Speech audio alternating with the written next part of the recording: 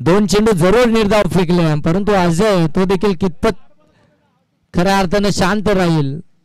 त्याच्याकडे ती क्षमता आहे, त्याच्याकडे देखील ती गुणवत्ता आहे आणि त्या गुणवत्तेच्या जोरावरती खऱ्या अर्थानं मैदानामध्ये अप्रतिम बॅटिंग मात्र साकारत असताना सलामीला खऱ्या अर्थानं मैदानामध्ये दाखल झाला आहे आणि आपल्या संघाला सावरण्याचं काम खऱ्या अर्थानं त्याच्या माध्यमातून चालू आहे.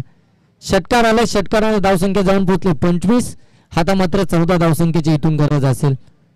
4 चेंडू आतापर्यंत या षटकातील यश मात्र समाप्त झालेत. 2 चेंडूचा खेळ बाकी आहे.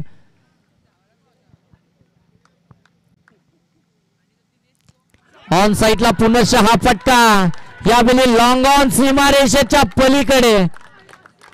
विजय आणि पराजय मधलं अंतर कमी करत असताना हा आणखीन एक षटकार आलाय.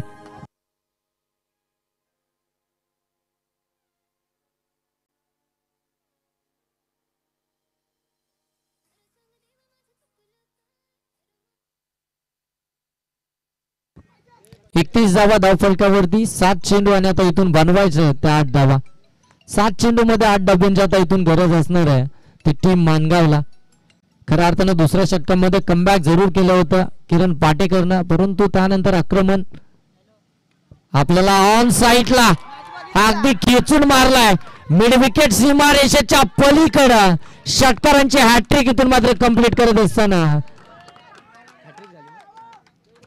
अजय हा फलंदाज आपल्याला पाहायला मिळतोय. अप्रतिम बॅटिंग मैदानामध्ये साकारतोय.